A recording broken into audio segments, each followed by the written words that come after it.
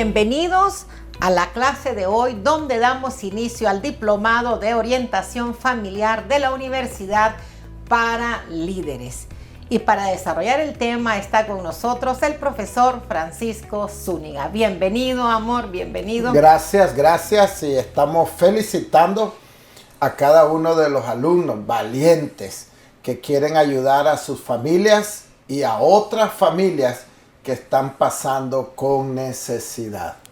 Hablaremos de las consideraciones básicas de la orientación y consejería familiar. Bueno, en nuestra experiencia como pastores, han venido a lo largo de todos estos años familias, personas a buscar ayuda, a buscar consejería. Y sin duda eso mismo le sucede a todo pastor o líder. Por eso es importante que nos preparemos, amor, tanto en el área bíblica como en el área científica o psicológica. Entremos a la lección número 1, origen del desarrollo del modelo de ayuda en orientación y consejería. Hablaremos de 3 aspectos. El primer aspecto es origen histórico de la orientación psicológica. O sea, los seres humanos, amor, desde el inicio de la creación, tenían que tomar decisiones generales y particulares. En forma general, la función orientadora era atribuida a los sacerdotes, magos, brujos, hechiceros, quienes predecían las conductas de los individuos y establecían las normas de comportamiento. Dichas personas eran quienes le ayudaban a aconsejar a los caciques, jefes de tribus y a sus miembros. Qué bonito es aprender acerca de la historia, ¿verdad? De la psicología. El segundo aspecto es el desarrollo histórico de la orientación en la psicoterapia. En la cultura occidental, las raíces de la psicoterapia se desarrollaron en la religión, en la magia, en la medicina y en la filosofía. Y es en Grecia donde surge su origen, ¿verdad? El origen de la psicoterapia actual, basados en su tradición filosófica y médica. O sea, quiere decir que ya mucho antes lo estaban practicando, Así ¿verdad? es. ¿Qué declaraban Aristóteles y Platón acerca de la psicoterapia? Aristóteles se refiere a los distintos usos de la palabra para fines curativos. Por ejemplo, se refiere a la palabra persuasiva como un bálsamo. Y Platón habla de cómo el discurso bello produce un estado de armonía en todas las partes del alma. Y la Biblia nos habla acerca de eso, ¿verdad? De que las palabras Así es. son como miel, como bálsamo. En Grecia se destacaban la existencia de escuelas filosóficas. Sí, existían, por ejemplo, la Academia Platónica, ¿verdad? Liceo Aristotélico y la Casa Jardín de Epicuro, donde se cultivaban formas o estilos de vida con su propio entrenamiento psicológico. El tercer aspecto es generalidades de la orientación y consejería. La orientación y consejería profesional es una ciencia y arte que integra conocimientos del campo de la teología, la psicología, la sociología, la antropología, la ética, la medicina y también la educación, con la intención de asistir al ser humano en su proceso de crecimiento y despliegue integral. Vemos cómo era para ayudar, ¿verdad? Así es. Ayudar al ser humano, ayudar. ¿Qué factores son importantes para que haya éxito en la consejería? Lo primero es que haya empatía entre el consejero y el aconsejado, o sea, que gane la confianza, que se ponga en los zapatos, ¿verdad?, del aconsejado. También es clave que al aconsejado lo apoye la familia, eso es necesario. Y es crucial que el aconsejado realice las tareas asignadas por el consejero. Vemos 3 factores, ¿verdad? La empatía de parte del consejero, el apoyo de la familia del aconsejado y que se cumplan las tareas que el consejero le va a dar al aconsejado, ¿verdad? Así es. La especificidad de la orientación y consejería se puede resumir en 3 dimensiones. Dinos cuáles son. Prevención, la número 1 es prevención de problemas personales y relacionales debilitantes. 2, promoción del crecimiento personal y social desde una perspectiva holística. O sea, hay que motivar y felicitar por el avance del desarrollo. Y número 3, resolver y remediar los problemas de origen cognitivo, o sea, los pensamientos. También el emocional, social y el espiritual. Bien, entramos a la lección número 2. Base teológica para la orientación y consejería pastoral. Sin duda que el marco de referencia para todo consejero cristiano serán las Escrituras. Claro, todo líder o pastor que es consejero debe de estar basado en los principios de la palabra de Dios. ¿Y qué significa la doctrina de la Escritura? Los orientadores y consejeros bíblicos están comprometidos en reconocer la autoridad y la suficiencia de las Sagradas Escrituras. O sea, consideran los problemas humanos desde la verdad de la palabra de Dios. ¿Qué es la doctrina de la responsabilidad humana? La Escritura indica que cada uno de nosotros es responsable ante Dios, ¿verdad? De toda palabra o acción que tengamos. Por naturaleza, los seres humanos no aceptamos nuestros errores o pecados, pero Dios en su palabra nos declara, por ejemplo, ¿por qué ves la paja en el ojo de tu hermano y no ves tu propia viga? Porque nos cuesta reconocer nuestros errores o pecados. Yo creo que es una condición humana, definitivamente, ya lo dijiste, y lo vemos en Adán y en Eva, ¿verdad? Así es. Cuando pecaron, inmediatamente le echaron la culpa a otra persona y no reconocieron. ¿Qué es la doctrina de Dios? Los orientadores y consejeros cristianos se diferencian de otros sistemas porque creen que es Dios el que cambia a las personas, ¿verdad? Un elemento distintivo de la consejería bíblica es la confianza en un Dios redentor, en un Dios que puede cambiar nuestra vida radicalmente. Entonces los consejeros cristianos entendemos que no producimos ningún cambio, todo lo hace Dios. Totalmente de acuerdo, ¿verdad? Podemos afirmar entonces que la existencia de Dios y su obra deben ser los principales intérpretes de la experiencia personal para el aconsejado. Correcto, es de suma importancia que el consejero transmita al aconsejado quién es Dios, su carácter, sus atributos, acerca de la obra de Dios, cómo es el proceso de santificación, el perdón de Dios, la gracia de Dios y la relación que el aconsejado debe tener con Dios, ¿verdad? Que somos hijos de Dios.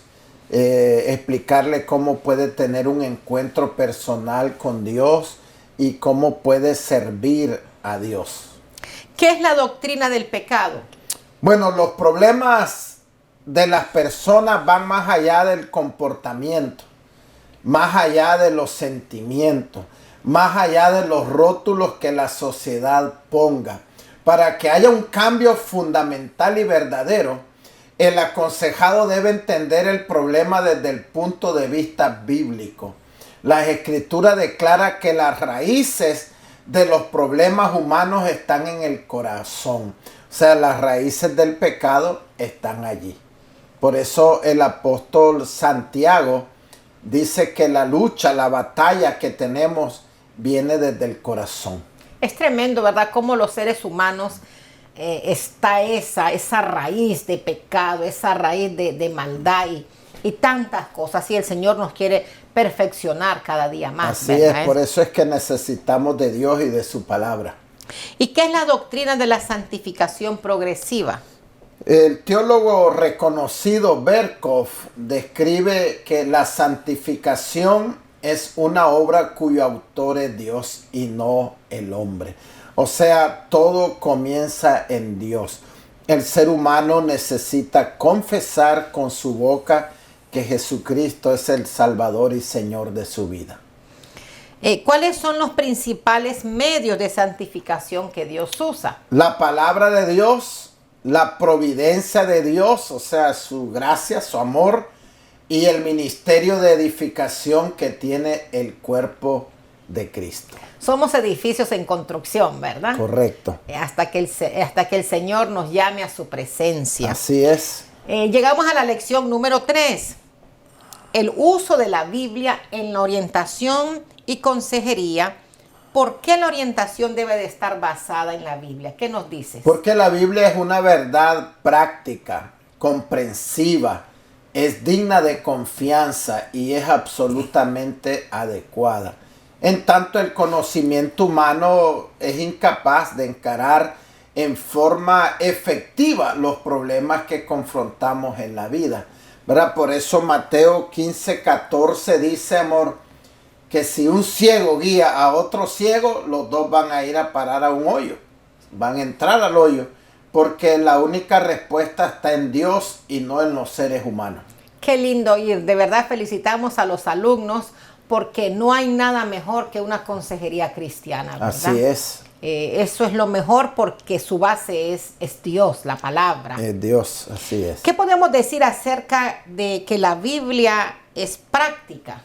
Bueno, nos ha sido dada para enseñarnos cómo vivir día a día, de modo que agrade a Dios y también para resolver los problemas. Todo lo que la persona que pone en práctica la palabra de Dios le irá bien en la vida. Y eso nosotros lo hemos experimentado. Así es, no basta solo con escuchar. El Señor nos dice, no seamos solamente oidores, sino hacedores. ¿Qué significa que la Biblia abarca todos los temas? Todo lo que necesitamos saber para vivir con éxito se halla en las páginas de la palabra de Dios. También podemos confirmar que la Biblia es digna de confianza. Cuando instruimos a nuestros aconsejados en base a la Biblia, podemos saber sin lugar a dudas que si es aplicada correctamente cambiará su vida de forma positiva. ¿Por qué la instrucción debe de ser bíblicamente exacta?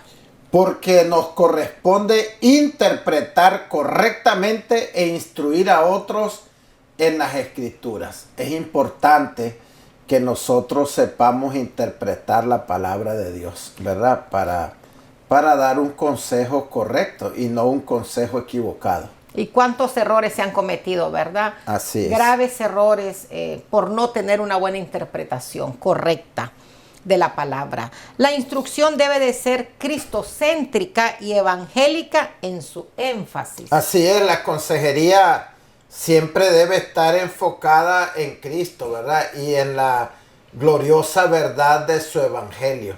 Tenemos que comprender que Cristo es Dios. Él fue el que pagó el precio para perdonarnos, para salvarnos. Él es el Redentor. Él es el superior. No hay otro ser superior más que Dios. Qué lindo, qué experiencia más grande, satisfactoria que van a tener los alumnos al estar dando consejería, ¿verdad? Es una experiencia preciosa que la hemos vivido tú y yo pues por muchísimos años. Así es. La consejería debe de ser dirigida a la acción. Sí, no es suficiente proveer información o solamente comunicar verdades a nuestros aconsejados. Debemos de procurar que ellos pongan en práctica la palabra de Dios para que sus vidas cambien y se parezcan cada día más a Cristo. ¿Qué podemos declarar acerca del énfasis de las dimensiones del cambio bíblico? Para que nuestra orientación sea bíblicamente exacta, no solo debemos llevar a la gente a comprender lo que no debe hacer, sino también lo que debe hacer. Por eso la Biblia siempre nos está hablando, quítate la vieja vestidura y ponte la nueva vestidura. O sea, hay que ayudarles a erradicar los malos hábitos y poner nuevos hábitos, los hábitos de Dios. Muy interesante y práctico, ¿verdad? Aún para nosotros que estamos estudiando, se afirma que la orientación debe de ser bíblicamente adecuada. ¿Qué podríamos decir? Bueno, por eso, segunda de Timoteo 3:16 y 17 dice, toda la escritura es inspirada por Dios y útil para enseñar, para redarguir, para corregir, para instruir en justicia, dice, a fin de que el hombre de Dios sea perfecto, enteramente preparado para toda buena obra. Se nos dice que el contenido de la instrucción debe de ser apropiado. Cada orientador debe de estar al tanto de los aspectos que está sucediendo en la vida del aconsejado, a fin de confeccionar la instrucción que se ajuste a sus necesidades. O sea, en otras palabras, yo debo de saber cuáles son las cosas que está pasando, cuáles son los problemas, y de esa manera voy a preparar una instrucción para ayudarle a sus necesidades. Sí, porque ya hemos visto, ¿verdad? Hemos escuchado que han acudido a consejeros y fue fatal, ¿verdad? Porque dice, me dijo cosas que, pues, que a mí no me ayudan en nada, ¿verdad? Así es, alguien me dijo lo que hacía esa persona, que era un psicólogo no cristiano, dice, era más bien volverme egoísta, dice. Entonces nosotros debemos de saber la necesidad y sobre todo basado en la palabra de Dios. Así es. Y vamos a la lección número 4. La crisis en el proceso de ayuda. ¿Nos podrías decir qué es una crisis? Una crisis es un estado temporal de trastorno o desorganización caracterizado principalmente por la incapacidad que tiene el individuo para poder salir adelante. ¿Y qué son las crisis del desarrollo? Son las crisis que van desde el nacimiento hasta la vejez, ¿verdad? Son crisis desde que se nace, la infancia, la adolescencia, la juventud, la edad media, hasta que llega a la vejez. A eso se le llama crisis del desarrollo. ¿Y qué son las crisis circunstanciales? Son las crisis que vienen de repente, son inesperadas, ¿verdad? Son accidentales y sobre todo depende del medio ambiente. Por ejemplo, una separación, una muerte, un desempleo, a alguien que lo corren del trabajo. Esa es una crisis circunstancial. Las etapas y reacciones frente a las crisis. En las crisis se da una serie de etapas. Primero, cuando hay una crisis, ¿verdad? Un incidente, comienza una tensión. Esa tensión va en crecimiento, ¿verdad? Y la persona pues no puede salir adelante, aunque una vez que se ha incrementado, las personas toman una de estas dos decisiones: o se vuelven tan derrotados o salen victoriosos. Esa es una verdad que todos los seres humanos somos diferentes. Por eso hemos visto hijos de padres que se han divorciado, algunos llegan adultos y todavía están destruidos y otros no, ¿verdad? Porque cada uno, cuando llega el aumento de esa tensión en la crisis, hay esas dos decisiones a tomar. Las reacciones frente a una crisis pueden ser al comienzo llanto o negación de la crisis. El llanto puede conducir a la negación o a la intrusión. La intrusión significa sentirse invadido por sentimientos de dolor, pesadillas o imágenes de impacto. La intrusión lleva a la penetración. Sí, aquí cuando estamos hablando de penetración no se está hablando de relación sexual, sino que se está hablando de otra palabra en psicología. La penetración es un proceso donde se identifican pensamientos, sentimientos e imágenes de la crisis. ¿Y qué podemos decir de la crisis en la ayuda? Si las personas con tensiones encuentran un orientador experto, como dicen, ya la hizo. O sea, posiblemente va a mejorar. Sin embargo, si encuentra un orientador de nivel muy bajo, pues se va a poner peor su crisis. Y por eso es que es importante. Felicitamos a cada uno de los alumnos, amor. Les felicitamos. Que están queriendo aprender, ¿verdad? Prepararse. Es importante. A veces da temor, pero es importante poder aprender, porque es triste caer en las manos de alguien que diga que es consejero, que es orientador y que nunca se ha preparado. Es triste, es una falta de responsabilidad, y de verdad que les felicitamos. Les felicitamos a cada uno de ustedes, porque en primer lugar, para ellos mismos, para su familia y para la congregación y la comunidad. ¿Cuál es el propósito de las técnicas de intervención en crisis? Restablecer la capacidad del individuo para afrontar las situaciones de estrés en las que se encuentra, ¿verdad? Y también proveer asistencia a estos individuos para reordenar y reorganizar su mundo social que estaba destruido. Y llegamos a la lección número 5. Destrezas y problemas socioemocionales en orientación. ¿Qué nos puedes decir al respecto? Hay que mencionar dos aspectos importantes. Se entiende que el orientador, amor, es una persona saludable, es una persona experta, es una persona realizada. Por lo menos debe de estar mejor que el aconsejado, si no, pues la cosa está terrible. Y la otra es que la persona, en busca de ayuda, aprende las habilidades que necesita para vivir mejor, ¿verdad? En el proceso de la orientación. Lo bueno que tienen nuestros alumnos y lo bueno de este diplomado es que es una orientación cristiana, porque ya lo hemos visto muchas veces, personas que han venido y han ido tal vez a un consejero que no era cristiano y dice, si ese estaba peor que yo, ¿verdad? Así es que nosotros tenemos la ayuda del Espíritu Santo de Dios. Los principios para el desarrollo de destrezas socioemocionales. Primero hablemos de las oportunidades. Se requiere que la ayuda esté disponible de inmediato, amor, y en una ubicación de fácil acceso. O sea, la persona está urgida, ¿verdad? Y debemos de apoyarlo lo más pronto que podamos.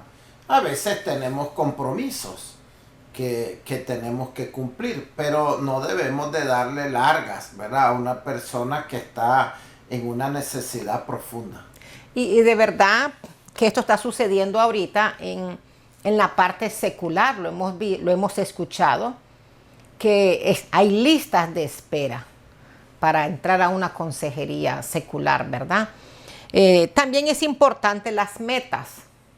Es ayudar a la persona a recuperar un nivel de funcionamiento equilibrado, ¿verdad? El que tenía antes de la crisis en la que está pasando.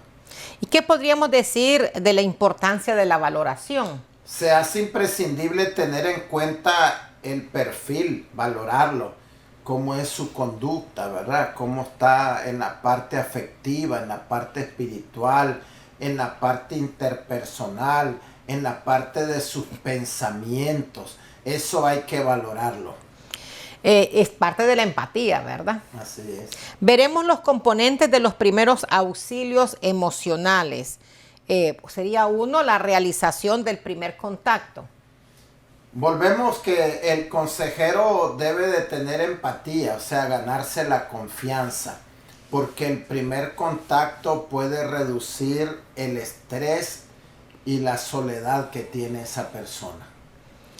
El número 2 sería analizar las dimensiones del problema. La indagación se enfoca en 3 áreas. En el pasado inmediato, o sea, cuando le pasó el problema, la crisis. En el presente, que es lo que está viviendo. Y en el futuro inmediato, qué posibles problemas va a tener después. El número 3 dice sondear las posibles soluciones. Se refiere a tener un rango, un abanico de soluciones, o sea, dar varias alternativas para salir adelante, ¿verdad? El consejero le da, bueno, mira, puedes hacer esto, también está esto, eso es importante.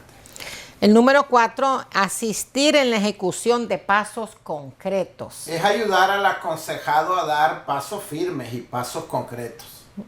El número 5, seguimientos para verificar el progreso. El orientador tiene que revisar si se están cumpliendo las metas, ¿verdad? Eso es importante porque el orientador, cuando nos damos cuenta dónde está el problema, por ejemplo, muchas parejas son rutinarias. Entonces el consejero va a dar una asignación, van a ir cada mes a cenar o van a ir a dormir a un hotel.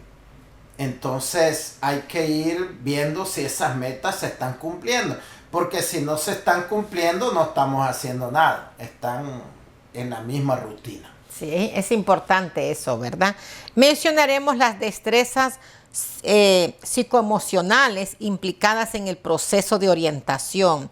El primero sería entender. Cuando hablamos de entender, es que el consejero debe saber escuchar. Un buen consejero, amor, es una persona que sabe escuchar. No más es hablar, no, más bien escuchar. Porque las personas están necesitadas. También es dirigirlo indirectamente, ¿verdad? Todos debemos de saber que el consejero no es el que le indica lo que va a hacer. Usted corra a su hijo, usted tiene que divorciarse. No, indirectamente se le dice, bueno, ¿y cómo está viviendo? ¿Y qué es lo que está pasando? ¿Y qué cree usted que se puede hacer? Pero uno nunca puede decir algo porque hasta a nivel legal se puede meter a problemas, ¿verdad? También es interpretar, o sea, dar algunas explicaciones al aconsejado y también es dar consejos.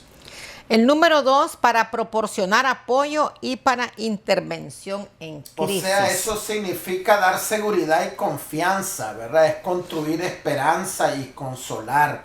Nosotros no podemos rematar al que anda herido. Nosotros tenemos que darle ánimo. ¿Verdad? Si su vida ya no, si usted ya está por morir. No, más bien le damos ánimo. Miren, nosotros creemos que en Cristo usted tiene respuesta. Su problema va a tener respuesta.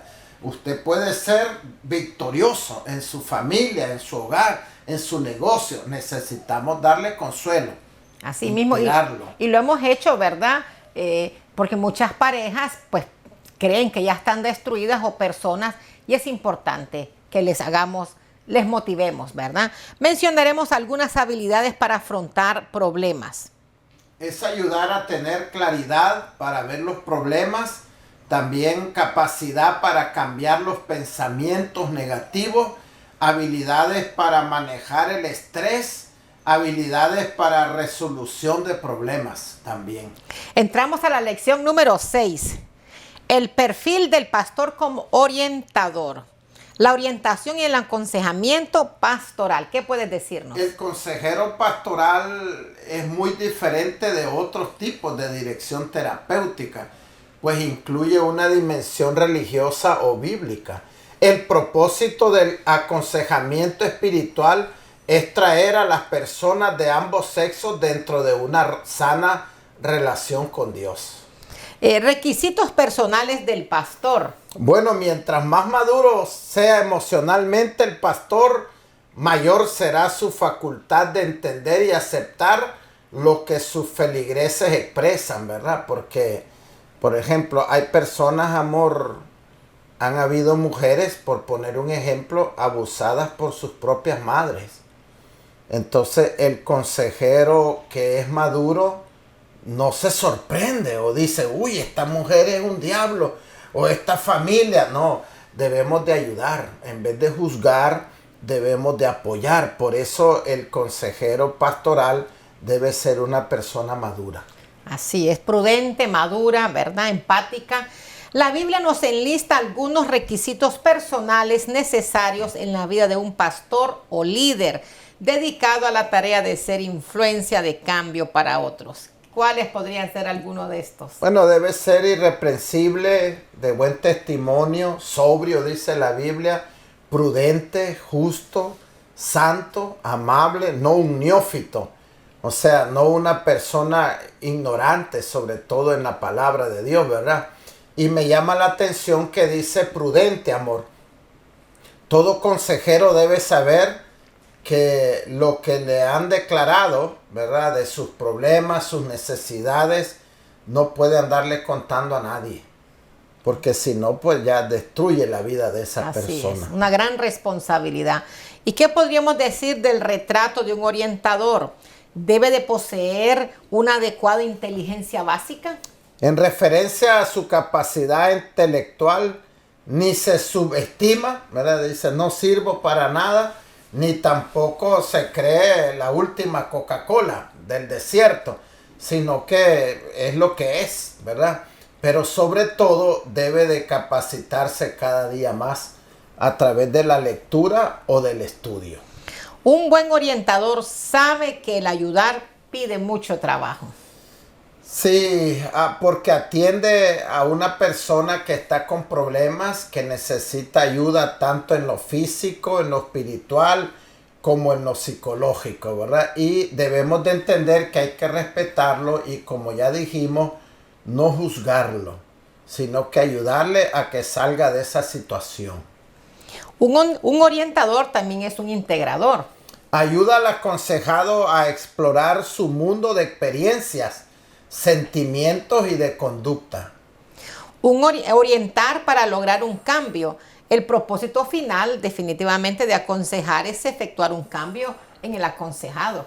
Así es, algunos cambios específicos que el pastor ayudará a obtener es que haya una reducción de la ansiedad de las personas, ¿verdad? Clarificar los problemas, ayudarle a que entienda pues cómo, de dónde vienen sus problemas y una capacidad creciente para evaluar y confrontar la culpa, porque muchas de estas personas, amor, se sienten culpables, y también una creciente confianza al enfrentarse al futuro. Todo esto debemos de ayudarles y también a que tengan una relación cercana con Dios, ¿verdad?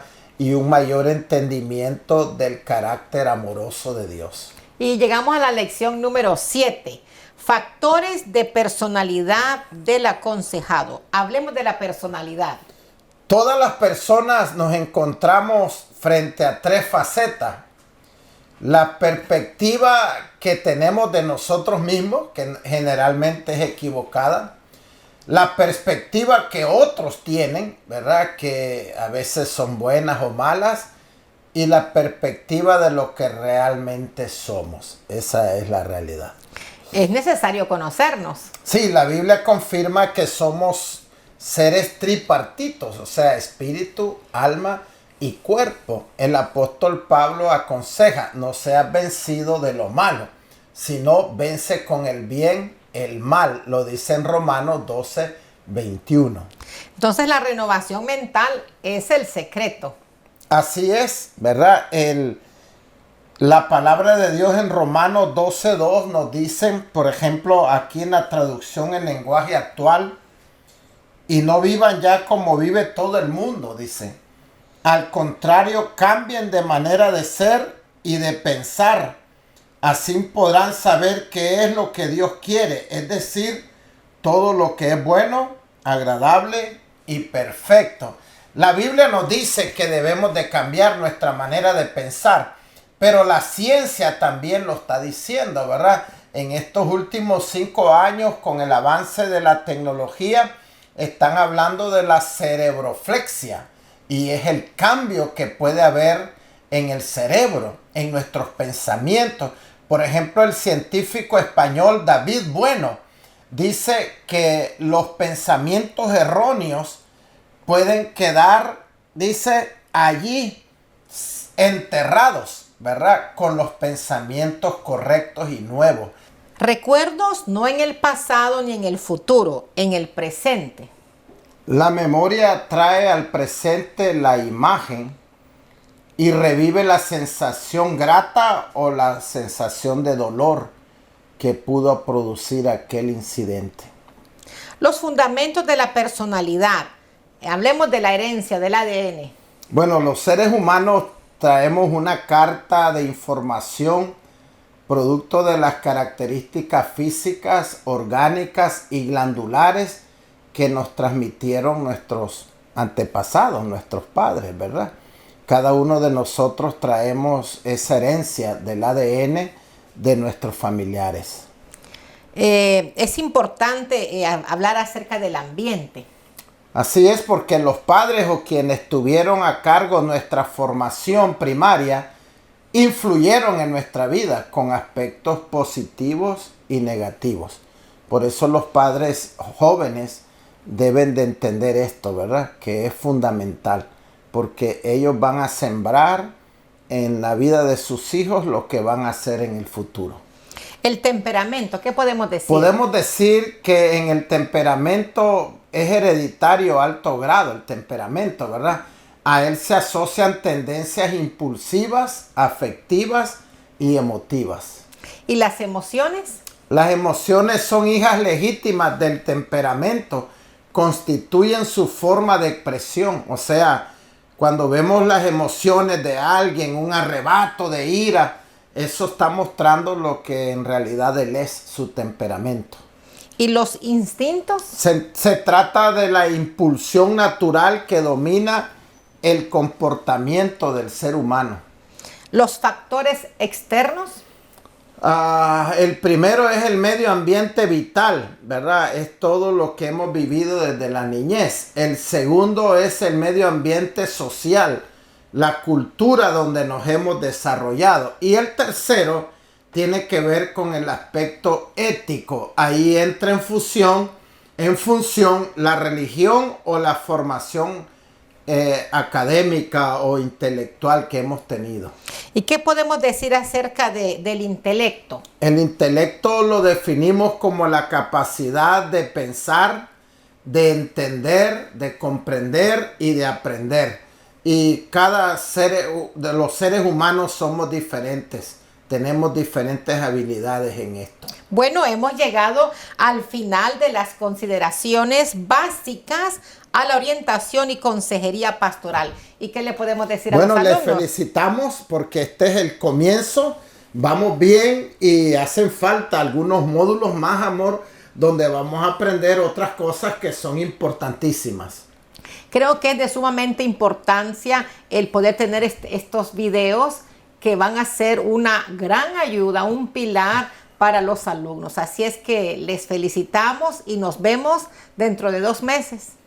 Muchas bendiciones. Hasta pronto.